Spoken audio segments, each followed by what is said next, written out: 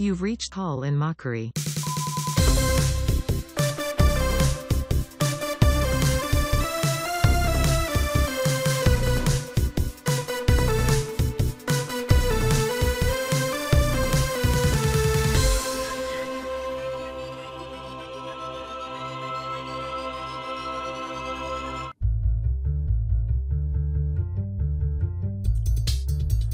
Welcome to Call in Mockery with your host, Joey Laboda.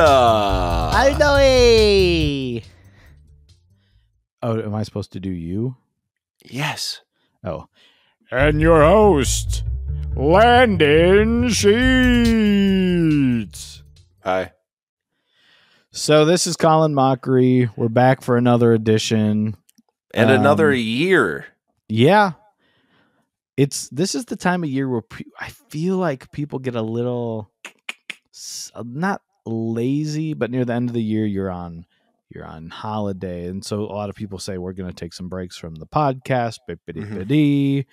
We're going to put the podcast in the crypt. Beepity-bippity. Yeah. Not us. No. And a lot of times people will say, in a new year, I'm going to put away childish things. I'm going to put away old things. I'm going to put away poor things. And I said, well, no, you can keep that out for a little while longer. There's a couple scenes I'd like to see again. But on this show, we are making a resolution to not ever do a joke that we've done before. Yeah. We're not going to go back to the well of anything that we think was funny.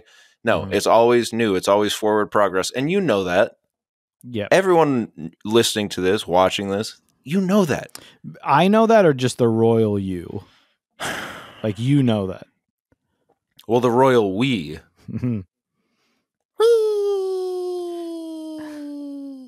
That being said, Happy New Year's, boys! It's 2024 and I'm back! Whoa! Hey, Lori, I'm really, really sorry. We just decided no more old material. Yeah. Oh, motherfucker, shit, Hey, come on. Remember from Home Alone? I remember. Well, see you in 2025. All right, we'll see you then. Bye. Say, what are you sipping on over there? I've got my first, actually, I waited till this episode. It's my first liquid death of the year. Wow, actually, me too. You got one too? What did you get? I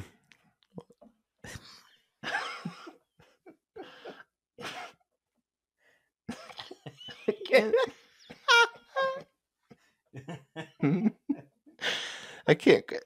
What is it? What the heck is this? Wait a minute. Oh, unparallelable. Yeah, I got a convicted melon. Oh, man.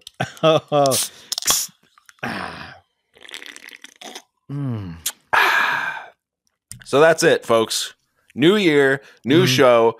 We're moving forward progress. We are always in forward motion, and you can't hold us down. One thing I would like to get is some paper for our desks, like for our podcast in front of us. People, the news are always shuffling their papers around. That's cool. Yeah. Or like a couple iPads. You can just kind of pick up the stack of papers and pick them up, put them back, get them in order. Kind of riffle through them again just to make sure you hit everything. Mm-hmm. I'd really like to get that on the desk by Monday. I'd like that on my desk by Monday. I'd like it if Black Riffle Coffee Company would sponsor us. Yeah. They actually have more caffeine. It's actually extra caffeine because men like it. And men need more caffeine. Yeah. Because all the blood in their body is actually going to their lower extremities because they have extra. So they need extra caffeine to fill up. Caffeine goes, the liquid, caffeine is a liquid, first of all. Okay, change my mind. No. the caffeine fills up all the blood. Your blood pressure goes up in lower extremities. So the caffeine fills in the space where your veins are empty. Yeah. And it's bad to have space in your veins. The space in veins. Okay, now you sound like freaking Ziggy Stardust. Mm-hmm. Yeah, that's why I've been trying to do that for 2024. Sound more like Ziggy Stardust? Well, there's an absence, right? In our world. We've been without Ziggy Stardust for a couple years now. Yeah. And I kind of need something to glob onto. Mm-hmm. So I'm thinking, why don't I get Ziggy with it? You're kind of like Ziggy Marley. Thank you. You're kind of like Ziggy Heath, who I'm finding out is an actor and Jessica Brown Finlay's husband. Oh, so, I thought that's what we were talking about. Yeah, but I didn't want to say in case. Well, yeah, you know, it's like that guy who's. It's like I found out that Tina Fey. I just saw this. Tina Fey for her film Mean Girls used her friend Glenn Coco. That's just her friend, and she put that in the script, and then now everyone says you go Glenn Coco to him, and Glenn Coco is kind of a you go Glenn Coco is kind of a it's on t-shirts and stuff, and she has to apologize to her friend Glenn. So I don't want that to happen to any Ziggy Heaths in the world. I'm just thinking about. I guess I still don't. I still don't think Glenn Coco is a real name. Every time I think about these things, and I apologize for bringing this up on the first episode of the new year, but every time I think about certain things like the name Glenn Coco, it reminds me of chocolate. And I've never met someone whose name is Ronald Chocolate or Donnie Cocoa Beans. So to say that Glenn Coco is your friend, look, Glenn Coco is all of our friends. And hit that again, because I was just about to start. You go, Glenn Coco. You go. Oh.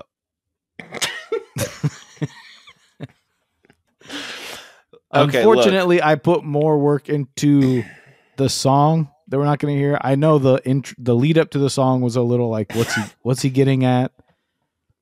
But I promise it was going to make sense in the song. The music was not long enough. Yeah. Well, and we'll talk to them about that. Yes. The musicians. Who? Oh, yeah. The band. You know what?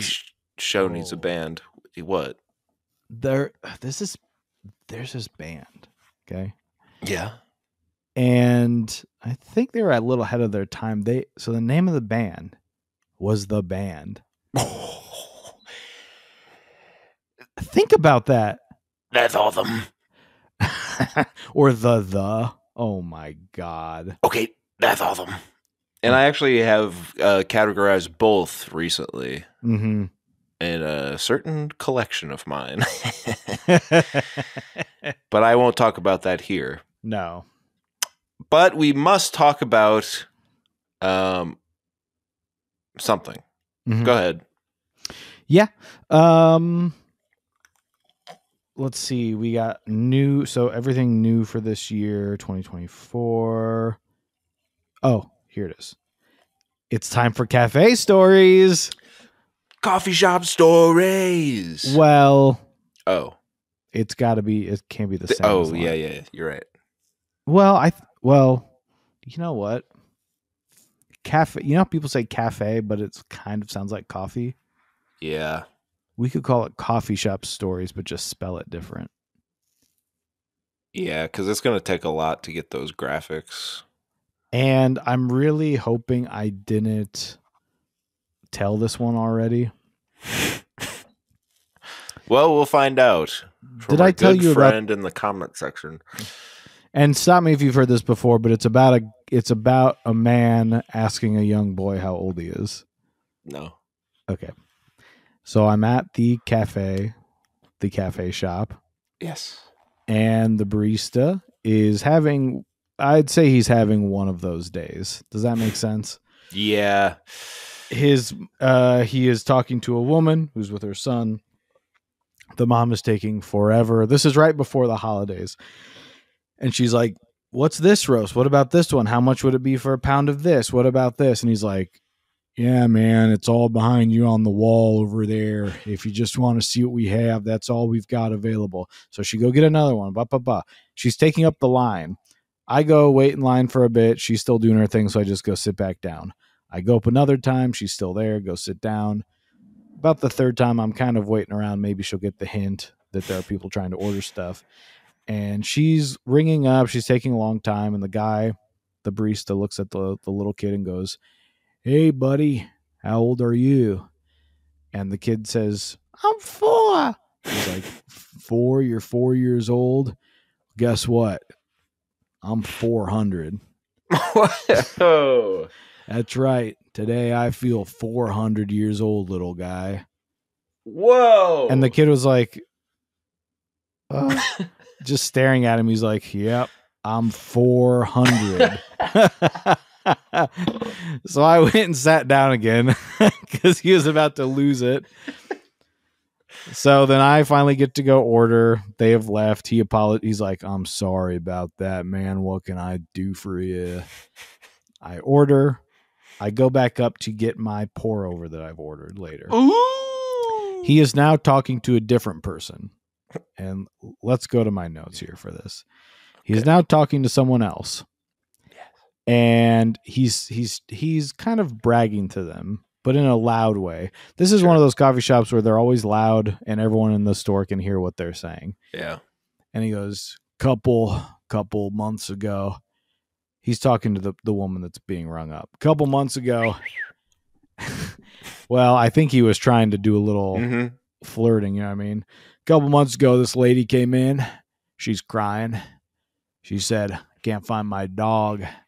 Can you please put up this dog poster, this dog? I'm looking for my lost dog. I said, I can't do that. The owner doesn't want anything in the windows. And she goes, please, my dog is lost. And I said, I wish I could. I wish I could do anything for you, but I can't do that because the owner of this place doesn't want stuff in the windows. They tear it right down.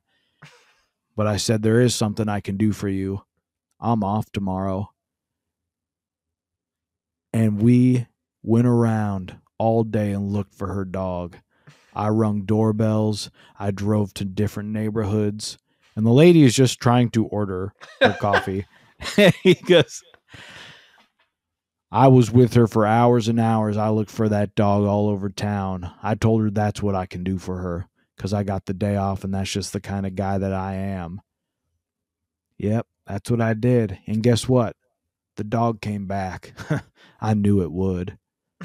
I knew the dog would come back, but I helped her anyway. It's just what I do. Anyway, that's going to be 432. So, you know what? That should be in a scene in a movie. Mm-hmm. It's one of those things you'd put in a movie and someone would go, that would never happen. And you're like, no, it did. I saw it. Or it's like, it did. My friend's name is Glenn Coco. Or it's like in, in screenwriting class, or like any creative writing class. Yes. One of the first assignments is like, I want you to go with your tiny little notebook that fits in your butt pocket. I want you to go to a coffee shop and just listen. Just listen. Take it all in. And then write exactly what you hear in exactly the voices that you hear it from. And then you don't do that and just make something up. Yeah. Because it's a disgusting thing to do. No? Yeah. Yeah. To just sit there and go, and then they said that they were having a hard time and they didn't think that they could continue the relationship. And the other person said that this would ruin their life. And you're just kind of sitting there writing it down to tell to your whole class later. Yeah. Well, and also I think like just being a person in the world. I mean, I guess maybe we're kind of observational comedic minds, so we kind of Right. have that in our geniuses is thrown around.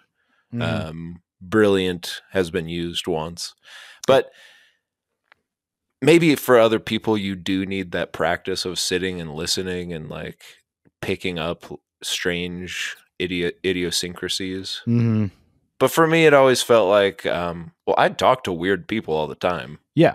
Every single person I talk to is either an idiot, a dork, or a weirdo.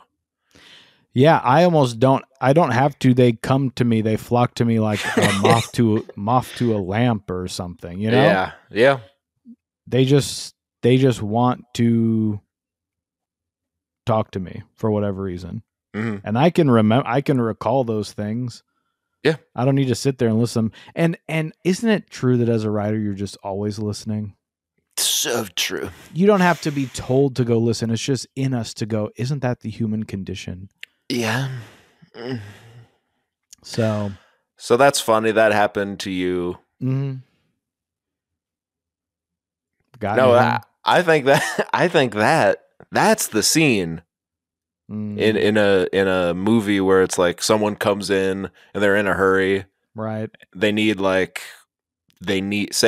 something for protection, or they need a room for the night. Right. They're on the run. They need like a room for the night or something. But the guy behind the counter is just like, I remember someone frantically came in just a couple weeks ago.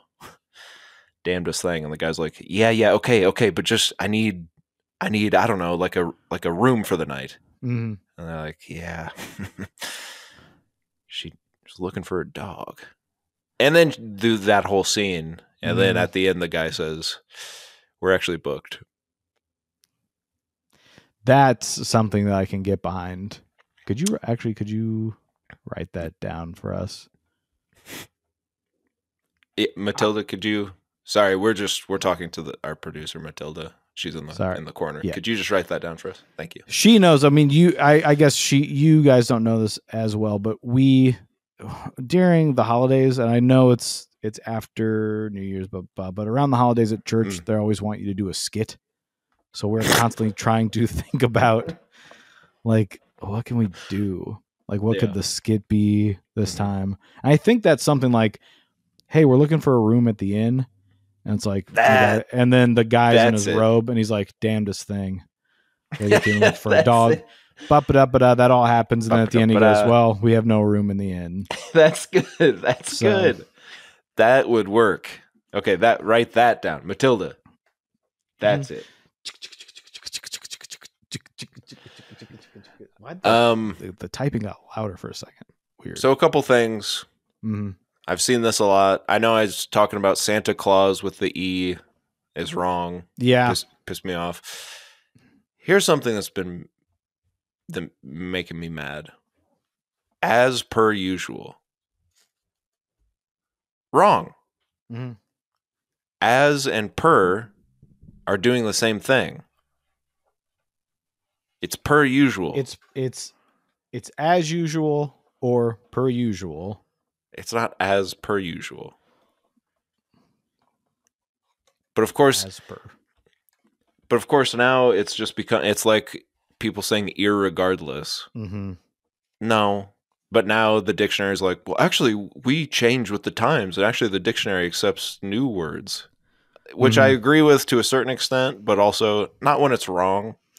Shouldn't you also just tell people it's wrong? Like how we've all I think we've all given up on explaining to anyone that they're all using the word seen incorrectly. Like I seen him at the store yesterday. There used to be a time when I could shame you for doing that. And now it's just like, what am I going to do? I guess that's how the word is used now. Wrong. I seen him. I just seen him. No, you didn't. I just seen a lady came in here looking for a dog. See that, and I'm not even mad about how they're using seen. I just mean I don't believe people that say they see stuff. Yeah. if you'd be like, I seen President Bush. Like, no, when? No, you did recently. I love to know where you saw President Bush recently. 2006, he came. Yeah, recently. Sat right at this very diner spot. This is where every president sits when they eat our hash browns. All right. Well, yeah, great. Well, okay. Can you put a piece of pie into a shake and mix it up? Because that's all I'm here for. I either want a $6 piece of pie or I want a $9 shake where you put an entire pie into the shake. One for each of us. Yeah. We're not sharing. Special day. It's Thursday night, almost Friday. You know, I'm going out to eat Friday night too. Yeah. Because Friday's a specialer day. But Thursday is because you are almost to the specialer day. Mm-hmm. If you don't get it, you're never going to. And I frankly, I don't have the energy to teach you. I'm not going to educate you. Mm-hmm. If you don't get it now, you're never going to get it. It's like movies at Best Buy. Mm. If you don't go get them now, you're never going to get them. Okay? They're gone. They're done with them. They're going to wheel that last.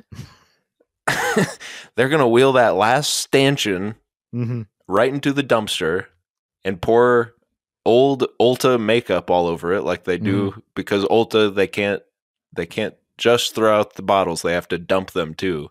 So that homeless people don't do their makeup. So that houseless.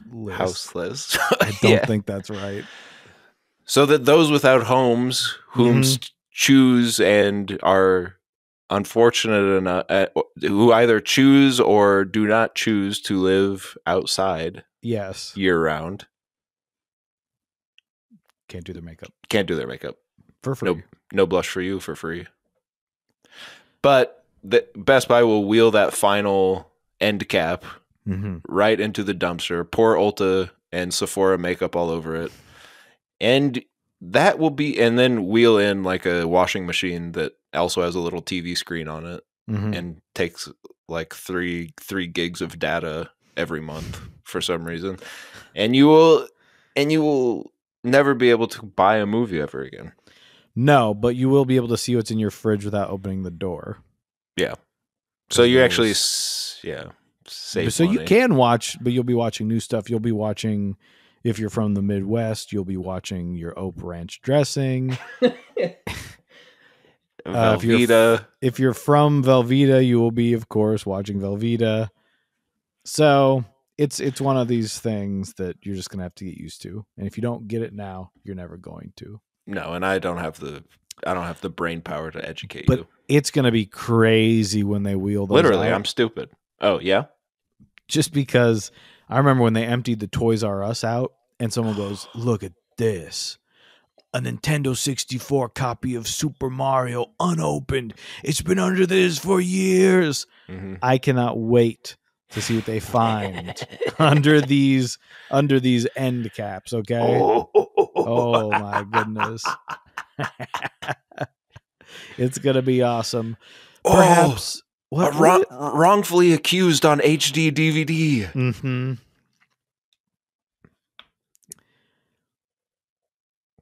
Anaconda. Yeah. No, I think what was that Anaconda movie? and Anaconda 2, a double pack. A double pack, and it's on frickin' VHS. Hey, can I show you something? Okay. This was a good segue that you made. Why is he standing up? Oh no. Tubing. Let's see here. All right.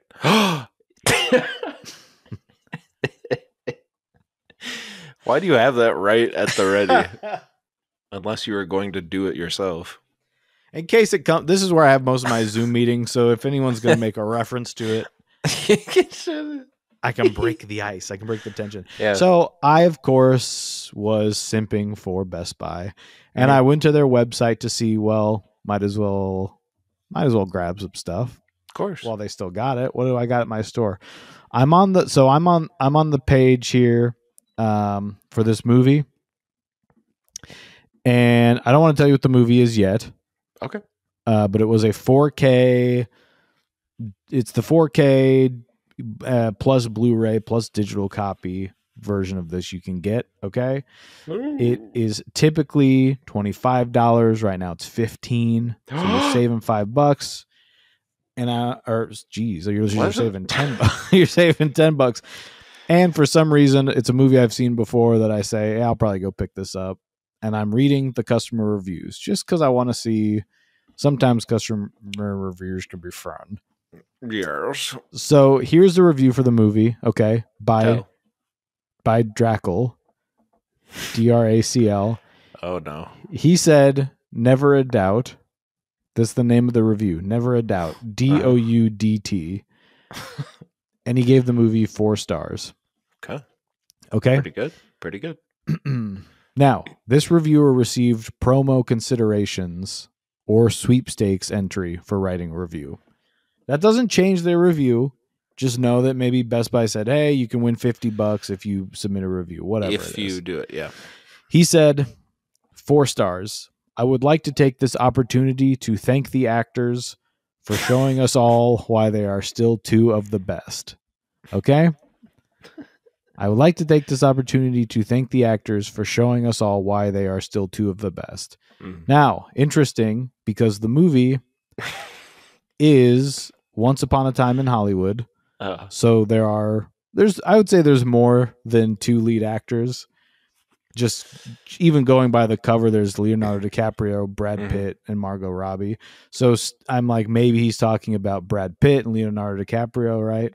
I'd imagine. 2 of our, I guess you could say they're veteran actors at this point, right? Yeah, they're 50 Leo's plus. Been at it for a minute. Yeah. Do you have your phone on you? Sure. All right, I'm gonna send this to you just so you can put it up for our listeners here. Okay, good. So he's saying these are 2 of our best. Just thanking them for making Once Upon a Time in Hollywood. So as you can see from the picture I just sent you, he attached a photo, which is him standing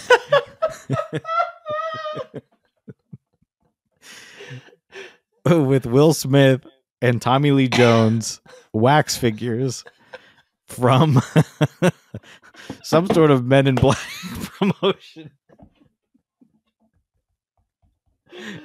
Holy Lord. So he loves I'm not sure. I might have submitted for the wrong movie here, but it is him with Tommy Lee Jones and Will Smith. 2 of the best. Clearly wax figures. Tommy Lee Jones looks like Toe Jam and Earl put together. He really does. Will Smith looks all right. Yeah. And to say that they are still showing us why they are still 2 of the best, let's say he was even talking about Men in Black 3. Mm-hmm. When did that come out? 2012. So over a decade ago. At least 10 years ago. So even at this point, he posted this 3 years ago. So he is still a decade off from the last time we would have seen them. But I feel like Tommy Lee Jones even proved in that movie that he was done. Well, yeah, wasn't he barely in it? He wasn't being one of our best in that movie. That's why they go back in time. Yeah. He was like, so he doesn't have to be in the movie.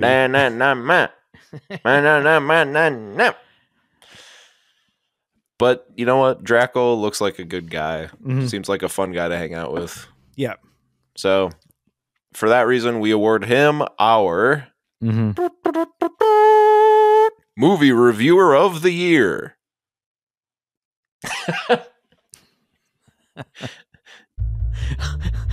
Wait. Of the year? Yeah. He already got it. Only January 10th. All right. He's the one to beat, okay? Yeah. He's the early submission for movie reviewer of the year. Could you play the music again so we can have him go up on stage and accept his reward? Oh my God. Thank you. Thank you. Thank you. This is the only award given to a guy that smells like fish.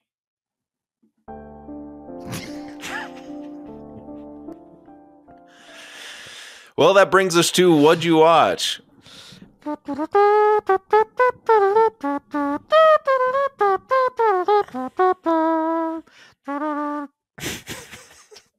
I watched The Holdovers.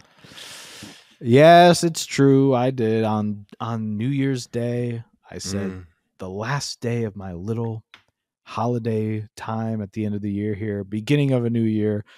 Let's put on The Holdovers. And I can only say it's in my top 5 movies of 2023. Yeah, same. Great film. Mm-hmm. One of my top movies of the last several years, maybe. Just all around good film. Which then led me to rewatch Sideways. Just because I watched it maybe for the first time 2 years ago. Rewatched that. Still good. It's no Holdovers. I mean, it's a different thing. Sure. It's good. But I was just going down a little Giamatti pain hole. Yeah. Hey! That's something I'd like to talk about on my podcast. So that's a great movie. Check that one out. I saw it. Yep, I know. Oh, you mean our listeners? The Royal You. The Royal We? Yeah. No, The Holdovers is great. And you know what I think? I wasn't going to say anything when I first saw it because I didn't want to sway you one way or another. But I think it connects so deeply for most everyone that's seen it because it does feel it feels like it's from the 70s. It looks like it is. It sounds like it is. And it's so sincere that it couldn't come from today. Mm-hmm. And it's a strange little phenomenon, I think, because I think if it didn't look like that, people wouldn't like it as much. But because it has this sort of nostalgic trappings, I think people are more accepting in this current sort of sarcastic, cynical little world we live in. Mm-hmm. But that's also, it made me think about how, I mean, yeah, because if you just made it and it looked like everything was sort of modern, you might even think of it as Hallmarkian. Mm-hmm. I mean, it's much better done and it's more complicated and all the characters are more complicated. But it's just a nice little film that you can watch around the holidays. I'll be watching it every other year. Yeah, it's gonna be a Grinch for me. It's in the rotation for me though from now on. Yeah, I love that movie. Yeah, now, I'm gonna. Oh, nope. Go ahead. Oh, nope. Well, I want to say I saw that, and of course, we know Mr. Giamatti won his Golden Globe for that, and congrats. And I also then saw another awards contender about the stinky, stinky men of the world called Poor Things. Yes. Yorgos Lanthimos. Yeah. And his muse, Emma Stone.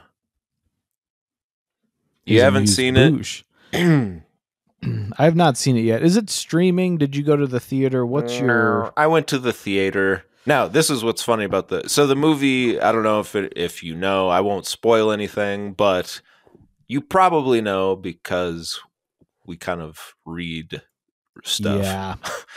It's rated R. It's got some sexual content, some nudity, some gross stuff going on. Uh-huh. But it's all in the pursuit of fulfillment, and enjoyment of life, sort of thing. But you know, I don't think there's a couple things where you go, yeah, I don't know how to feel about that. But that's the point.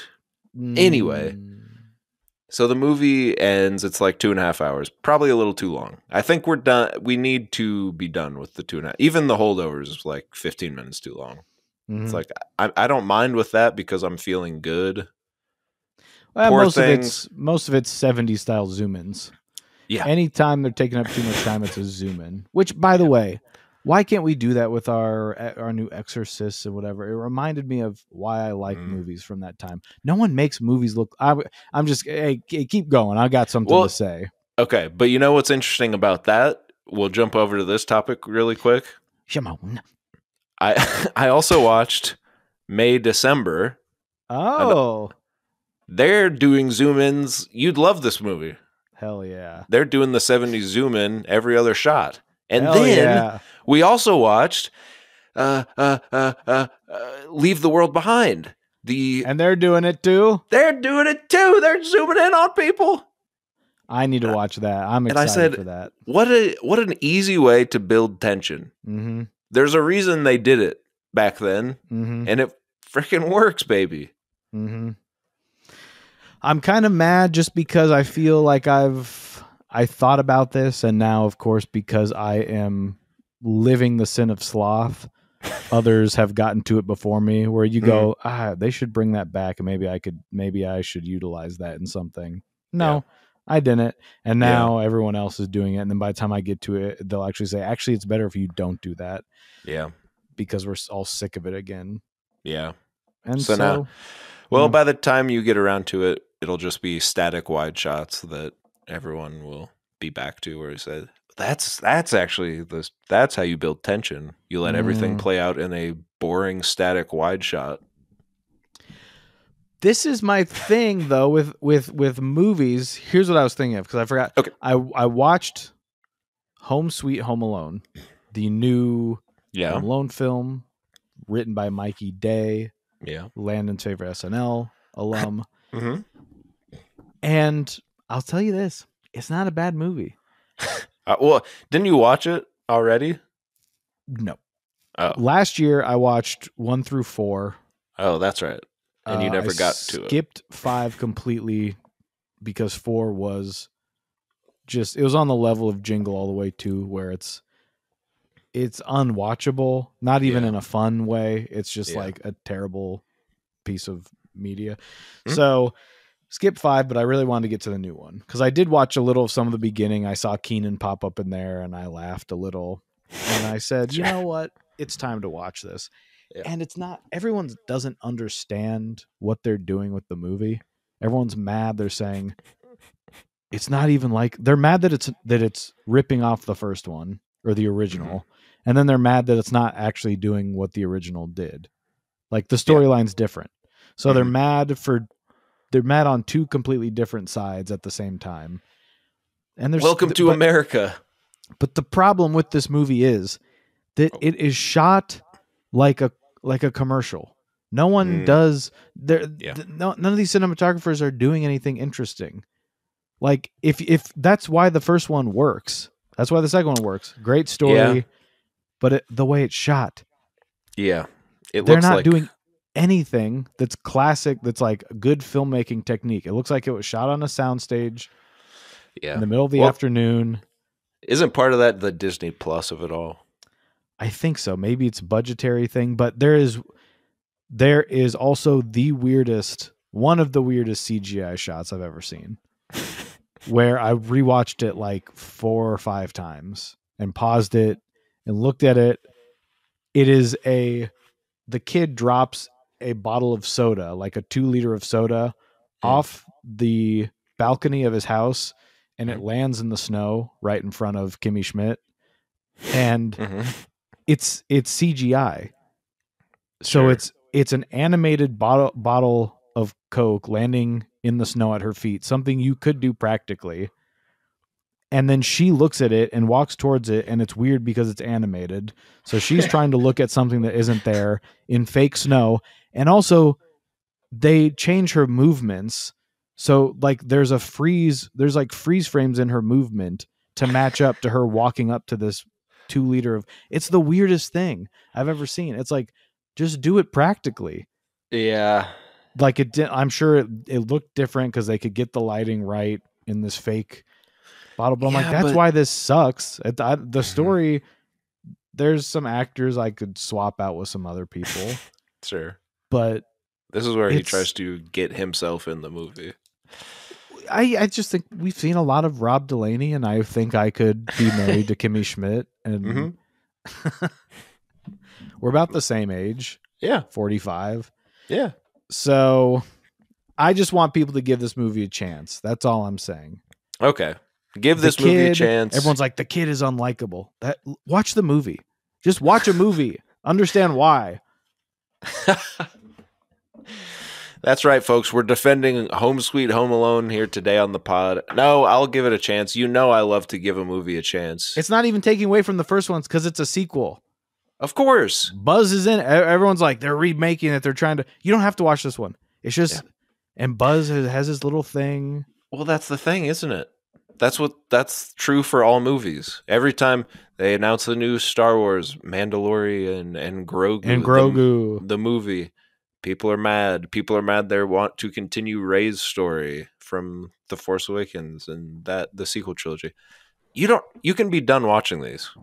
You don't have to watch them anymore. I'm tipping my bowler hat to you when you say that. And guess what? I am.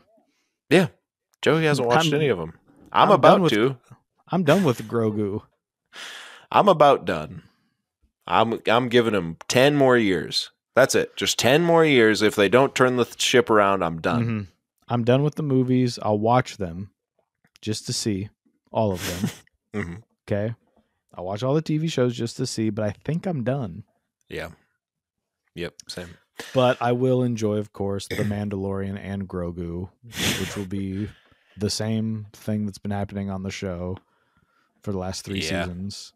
Yep. So go to Poor Things, watch this. This is what I want to say about Poor Things, though. So the movie gets done. It's a great movie. I should say that. It's if Barbie was interesting. No, come on. I'm kidding. I am not going to pit 2 feminist icons, Greta Gerwig and some guy named Yorgos. 2 feminist icons. I will not pit them against each other. But you can't. If once you see it, you do see there are some thematic similarities, and it is interesting because it's kind of, Barbie is I'm not going to compare them; it doesn't matter, but they're similar. Anyway, great movie. Third act, little. It's interesting because it's like 2.5 hours, and then the third act feels like they forgot that they had to finish the movie. So they have to rush like one of the big kind of hanging plot points that you think the movie's going to be about. Going to be the main thing. Yeah. And then it's kind of like where you're like, okay, that's not what the movie's about. But also it's kind of like, well, that should have. Anyway, good movie. Emma Stone's great. She deserves the awards. Whatever. The movie ends.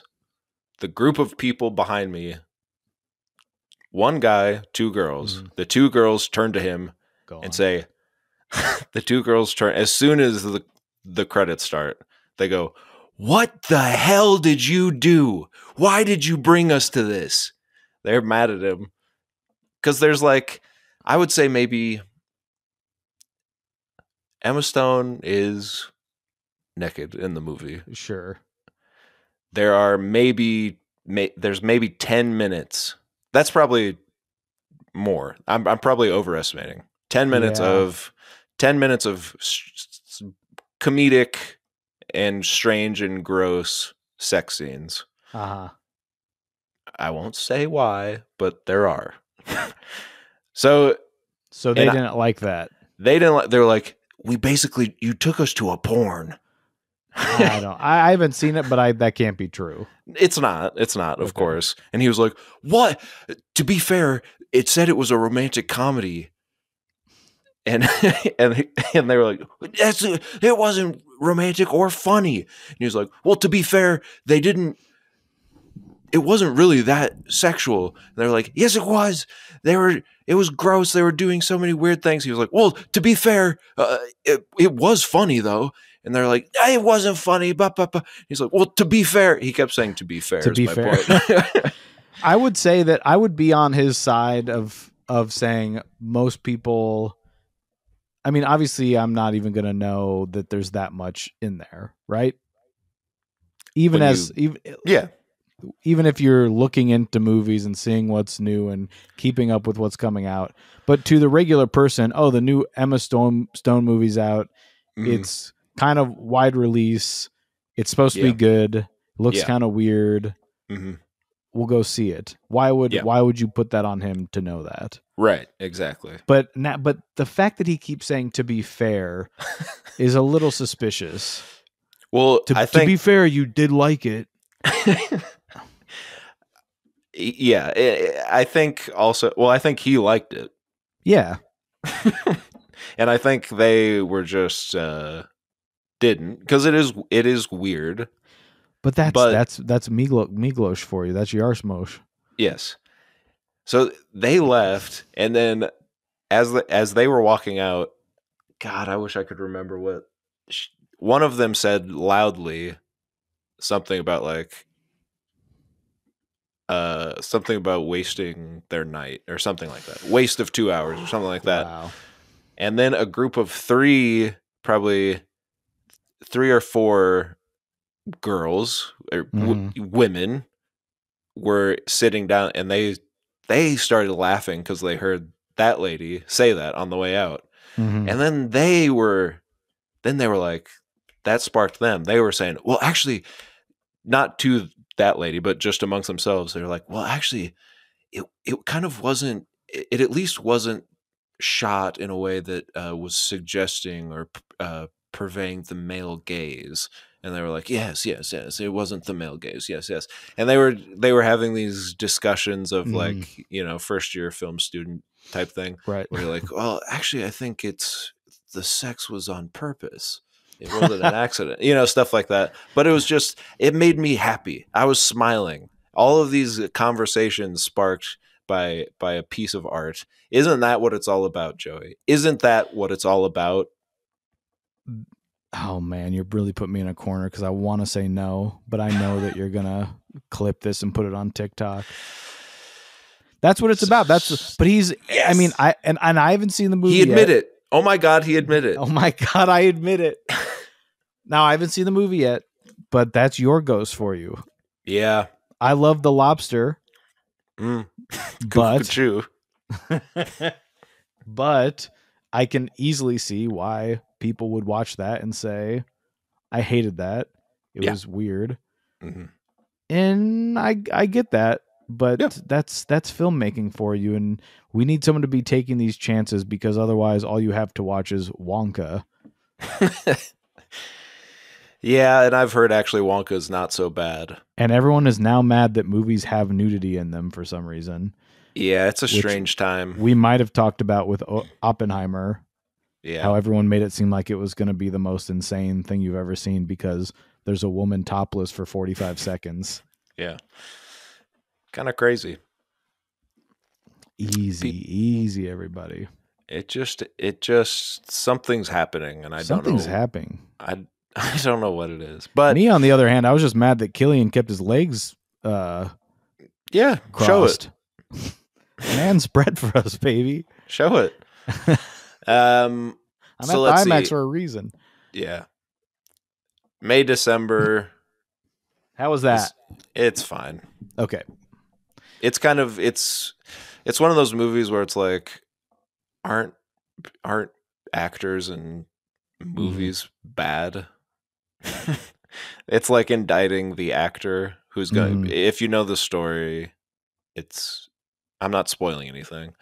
Natalie Portman plays an actor who is going to find the motivation for this new part that she's playing, which is Mary Letourneau, the teacher that fell in love with her 7-year-old student. No, not 7-year-old, 7th grade student.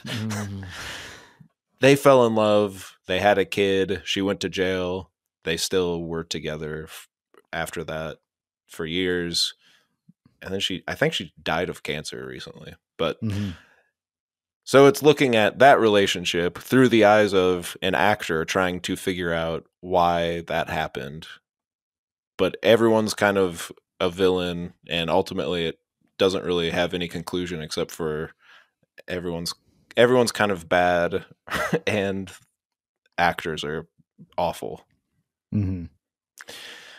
And it's kind of like, well, I don't know if that's kind of just for you guys to laugh about. That's not really for the common audience, I don't think. I mean, I enjoyed it, but it was like not I'll never watch it again. That hasn't persuaded, or no, it has persuaded me. I'm gonna watch it. I mean, I was gonna watch it anyway. Basically, what I'm saying is, you've done nothing to me. Great. I'm still gonna watch it and get what you're saying. And people are saying the guy that plays the adult, the boy whomst Mary fell in love with and groomed into being her husband, basically from a 7th Well, he was her groom. Right. And her name was Mary. Charles. Yeah. Charles Melton, I believe his name. Great performance. Everyone's saying he actually stole the show from Natalie Portman and what's her name? Julianne Moore. No, he didn't.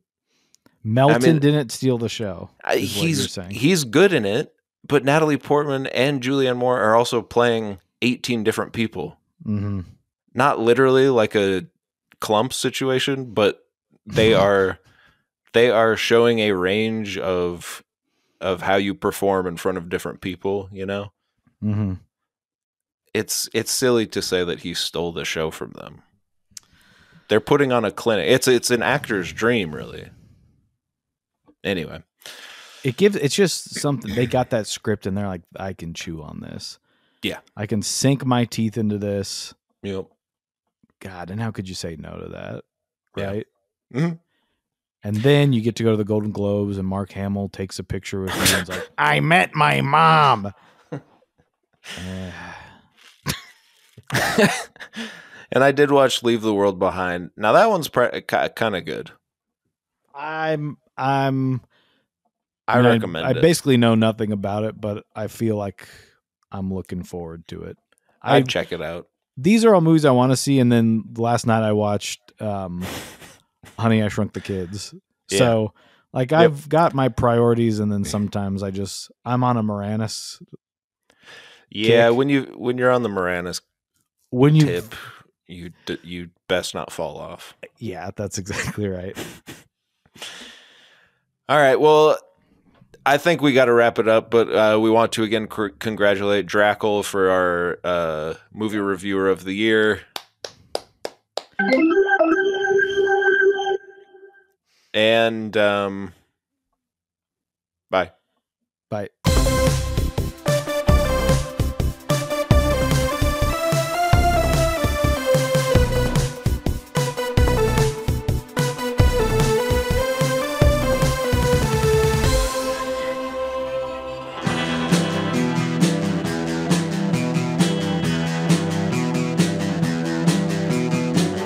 You're listening to the Prescribed Films Podcast Network, home to hundreds of hours of free podcast entertainment.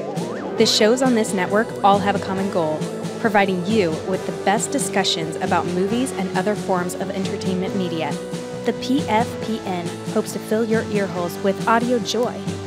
Visit our website with links to all the other amazing shows at www.thepfpn.com. Thanks for listening.